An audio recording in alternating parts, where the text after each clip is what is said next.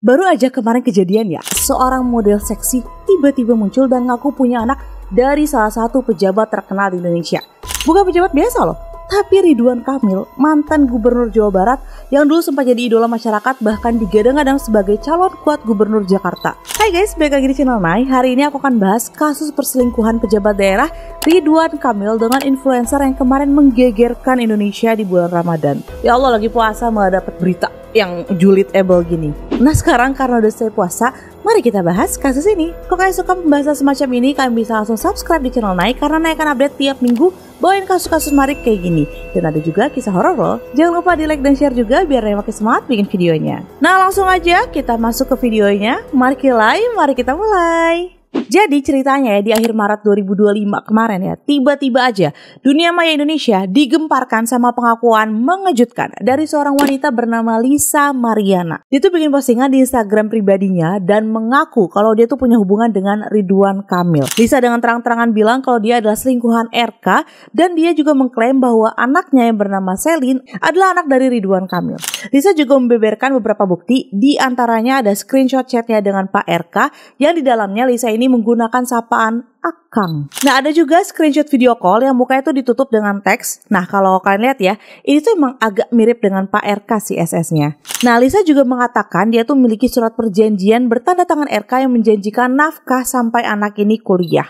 Nggak itu aja, dari segala spill-spillannya itu ya, dia juga mengatakan kalau dia tuh beberapa kali melakukan video call dewasa atau VCS ya, VCS dengan Pak RK dan mengaku mendapatkan uang imbalan setelahnya. Jadi ya, kita jangan komen dulu, kita lanjut ya. Nah, si Lisa ini terus ngasih bukti-bukti hubungannya dengan Pak RK, termasuk juga ada foto bukti transfer sejumlah 100 juta rupiah yang disebut untuk biaya menggugurkan kandungan dan uang jajan setelah VCS. VCS aja ya, VCS kita orang Indonesia ya.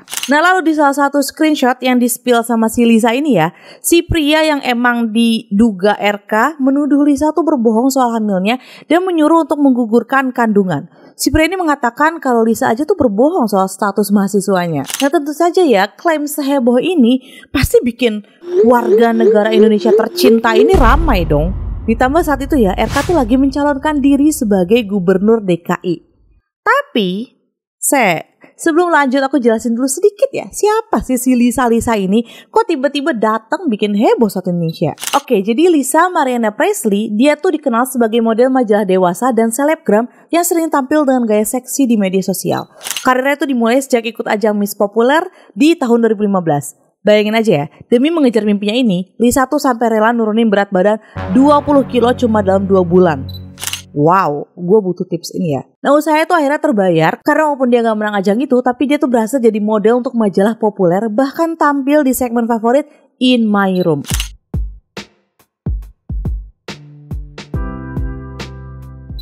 Yang emang cuma buat model-model terpilih aja. Gak berhenti di situ, Lisa juga coba masuk ke dunia acting sejak 2016. Memang masih peran kecil aja, tapi cukup buat nambah eksistensinya di dunia hiburan. Di luar dunia entertainment, Lisa juga punya bisnis pakaian tidur sendiri, dan sineng Lisa ini juga cukup terkenal di dunia maya karena gayanya yang glamor dan gaya hidup yang terlihat mewah. Nah di beberapa postingannya, Lisa tuh sempat menyebut kalau usia tuh 23 tahun di beberapa tahun lalu. Jadi sekarang diperkirakan umurnya tuh sekitar 25 atau 26 tahun. Nah kalau RK sendiri atau yang diduga Ridwan Kamil ya, pasti kan udah familiar kan sama beliau. Dia itu mantan wali kota Bandung dari 2013 sampai 2018 dan terus jadi gubernur Jawa Barat di tahun 2018 sampai 2023. Sekarang beliau tuh menjabat sebagai Menteri Investasi di Kabinet Prabowo.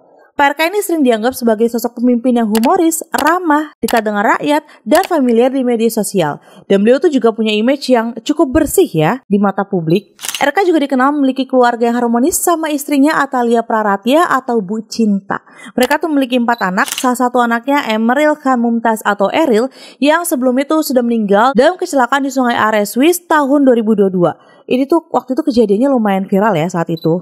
Nah dari pengakuan Lisa, dia tuh pertama kali bertemu dengan Ridwan Kamil sekitar bulan Juni 2021 di Hotel Windham Palembang. Kata kuasa hukumnya, mereka tuh ketemu di acara yang sama dan kebetulan menginap di hotel itu selama kurang lebih 3 hari. Jadi bukan mereka tuh sengaja pertemuan pribadi mau ketemu, tapi emang kebetulan sama-sama hadir di event tersebut. Nah setelah itu komunikasi mereka terus lanjut lewat DM dan aplikasi chatting. Lalu sekitar 2 minggu setelah pertemuan itu, Lisa mengaku dia tuh sempat bilang ke RK kalau dia tuh lagi hamil. Nah anak yang diklaim sebagai hasil dari hubungan itu lahir pada Januari 2022 dalam kondisi prematur. Nah balik lagi nih ke updatean selingkuhan RK ini setelah dia memborbardir dunia maya dengan spill-spillannya. Nah Pak RK langsung melakukan klarifikasi di Instagramnya. Beliau langsung dengan tegas membantah semua tuduhan Lisa. Dia mengatakan, kemarin telah beredar kabar bahwa ada pihak yang mengaku memiliki anak dari saya. Saya perlu sampaikan bahwa ini adalah tidak benar dan merupakan fitnah keji bermotif ekonomi yang didaur ulang. Nah begitu jadi tanggapan dari Pak RK ya.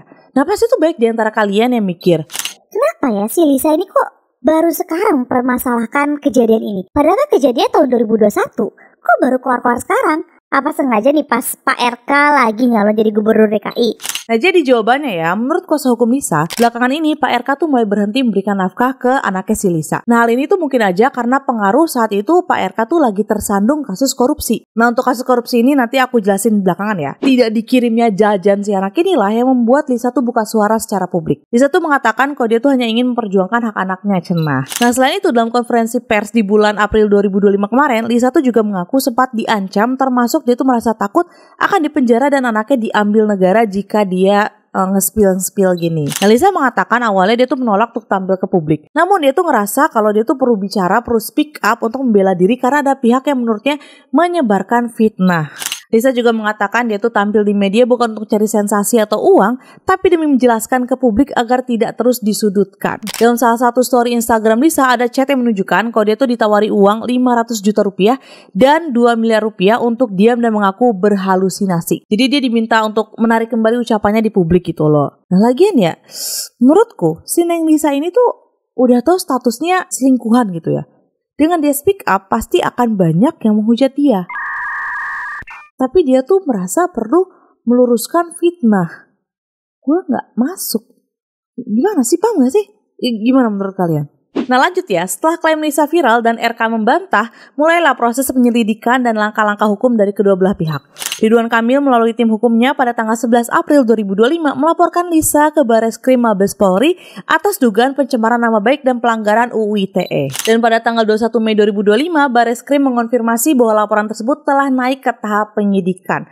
6 saksi telah diperiksa sejauh ini dan penyidik akan memanggil Lisa serta pihak terkait lainnya. Dan gak cuma RK aja, Lisa juga menggugat RK secara perdata di Pengadilan Negeri Bandung. Dia menuntut pengakuan identitas anak dan ganti rugi dengan total 16,66 miliar.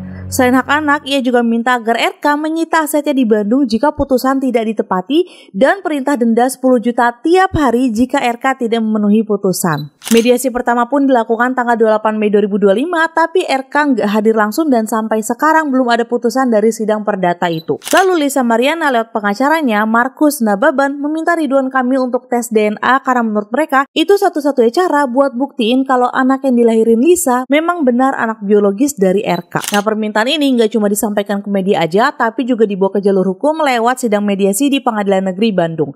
Salah satunya itu pas sidang yang kemarin tanggal 28 Mei 2025. Markus bilang kalau nggak ada satupun ahli hukum yang bisa mastiin hubungan anak itu tanpa tes DNA. Sementara dari pihak Ridwan Kamil, pengacara itu mengatakan kalau sebenarnya RK siap aja kok kalau diminta tes DNA. Tapi syaratnya harus lewat jalur resmi. Jadi RK nggak bakal langsung nurut cuma karena diminta lewat media atau omongan publik aja. Mereka maunya tes itu dilakukan kalau emang udah ada perintah dari pengadilan atau dari penyidik Bareskrim. Jadi kalau sudah ada perintah hakim yang mempunyai kekuatan hukum tetap. Nah karena sampai sekarang belum ada perintah resmi itu, jadi tes DNA-nya belum juga dilakukan. Nah yang bikin case ini makin kompleks ya, beberapa pengamat politik tuh menyebut kalau timing kasus ini tuh agak mencurigakan. Kenapa? Karena RK tuh lagi menghadapi beberapa masalah hukum lain, termasuk dugaan korupsi dari masa jabatannya sebagai gubernur. Hah?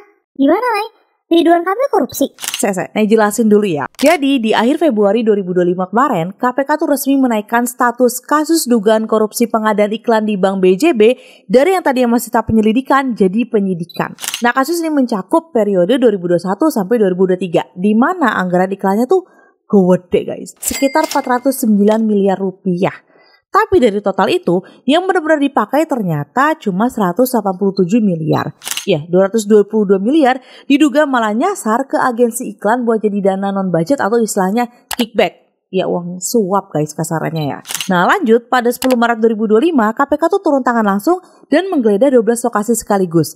Salah satunya rumah Ridwan Kamil di Bandung. Dari penggeledahan itu, KPK membawa beberapa barang bukti termasuk dokumen elektronik, 1 motor Royal Enfield, dan 1 mobil Mercedes-Benz. Barang-barang itu sempat dititipin ke bengkel sebelum akhirnya dikirim ke Rupbasan atau rumah penyimpanan barang sitaan negara. 3 hari setelahnya, tepatnya 13 Maret 2025, KPK tuh mengumumkan 5 tersangka resmi dalam kasus ini. Yang pertama ada mantan dirut Bank BJB yaitu Yudi Renaldi, lalu Kepala Divisi Corporate Secretary merangkap pejabat pembuat komitmen itu Widi Hartoto, dan 3 orang dari pihak agensi periklanan. Ada Ikin Asikin Dulmanan, Suhendrik, dan Sofan Jaya Kusuma. Mereka tuh dijerat pakai pasal-pasal berat dari UU Tipikor karena diduga sengaja bikin dokumen pengadaan yang manipulatif kayak markup harga, bikin dokumen HPS atau harga perkiraan sendiri yang fiktif, dan ngakal-ngakalin lelang biar agensi-agensi tertentu yang diuntungkan.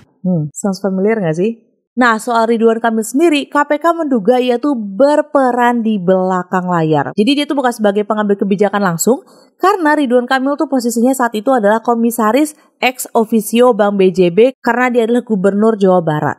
Yang mana ya, Pemprov Jabar adalah pemegang saham utama di Bank BJB. Jadi secara struktural, Pak RK itu punya hak buat tahu atau dikasih laporan soal kebijakan besar termasuk anggaran promosi. Tapi sampai Juni 2025 status RK tuh masih saksi bukan tersangka. KPK juga bilang mereka tuh lagi fokus periksa saksi internal dan lagi analisis dokumen elektronik dari rumahnya. Kalau udah cukup, baru RK akan dipanggil untuk diperiksa. RK sendiri udah bilang dia siap kooperatif. Dia juga menegaskan kalau dia nggak tahu menahu soal markup ini dan mengaku nggak pernah dapat laporan tentang penyimpangan anggaran iklan itu. Bahkan RK juga membantah kabar yang nyebut dia tuh punya deposito 70 miliar yang katanya ikut disita dan menegaskan bahwa aset yang disita bukan miliknya pribadi. Nah jadi sampai saat ini RK tuh belum ditetapkan sebagai tersangka. Tapi ya itu, KPK masih terus mendalami kasus korupsi ini. Kita tuh tinggal nunggu aja kelanjutannya. Apakah RK bakal dipanggil dan apa hasil pemeriksaannya nanti. Nah karena 2 kasus ini muncul hampir bersamaan, skandal personal dan dugaan korupsi, banyak masyarakat tuh mulai curiga guys. Jangan-jangan ini tuh ada kaitannya sama politik. Misalnya ya, kenapa sih Lisa tuh baru bicara sekarang? Padahal anaknya udah lahir dari Januari 2022. Terus kok bisa? Pas RK lagi disorot KPK dan mau nyalon di Jakarta, isu ini tuh meledak. Apakah ini kebetulan aja? Atau ada pihak yang sengaja mainin timing untuk ngejatuhin citranya RK? Padahal diketahui saat itu ya, Ridwan Kamil ada salah satu calon terkuat untuk Jakarta. Bahkan sempat disebut-sebut beliau ini tuh diusung oleh partai besar seperti Golkar, PAN, dan bahkan PDIP. Menurut kalian gimana? Coba komen di bawah. Nah jadi sampai sekarang tes DNA tuh belum dilakukan, gugatan perdata belum selesai, penyidikan polisi juga masih berjalan, dan di tengah semua keraguan ini publik tuh cuma bisa nunggu. Kalau ternyata anak itu benar anak Ridwan Kamil, gimana nasib karir politiknya? Tapi kalau enggak, apa Lisa akan dikenai sanksi hukum karena pencemaran nama baik? Jawabannya kita masih harus tunggu proses hukum yang sedang berjalan. Yang menarik ya, opini publik soal kasus ini tuh cukup terbagi. Netizen Indonesia seperti biasa terbagi jadi 2 kubu yang saling debat di kolom komen. Ada yang percaya sama Lisa, ada yang membela RK, dan dari segi politik kasus ini jelas berdampak ke karirnya RK. Meskipun belum ada keputusan pengadilan, image-nya sebagai politisi bersih udah agak ternoda. Beberapa pihak mulai mempertanyakan kelayakannya sebagai menteri, tapi ya secara hukum dia tuh masih presumption of innocence atau innocent until proven guilty. Yang agak ironis, Lisa yang tadinya bukan siapa-siapa banget ya, sekarang jadi terkenal karena kasus ini. Follower Instagramnya naik drastis dan dia jadi semacam public figure dadakan. Entah ini yang dia mau atau enggak, tapi itu fakta nggak sih di negara kita? Yang penuh sensasi yang pasti bakal naik. Nah, gimana pendapat kalian tentang video hari ini? Apakah ini cuma konspirasi politik atau emang ini adalah sisi buruk dari salah seorang politisi dengan image family man? Tulis komentar kalian di bawah karena aku mau dengar pendapat kalian. Sekian video hari ini. Kalau ada info lain yang belum aku sampaikan, bisa kalian tulis di kolom komentar. Atau kalau kalian ada request untuk next video, bisa banget tulis di bawah juga, atau DM IG-ku @nadiarahmatin atau TikTok @diceritain.9. Sekian video hari ini, semoga kalian suka dengan cara aku menyampaikan kasusnya. Sampai ketemu di next video, bye bye. Last but not least, thank you so much buat yang udah subscribe. Semoga kita bisa terus nambah lagi, growing lagi channelnya, oke? Bye bye.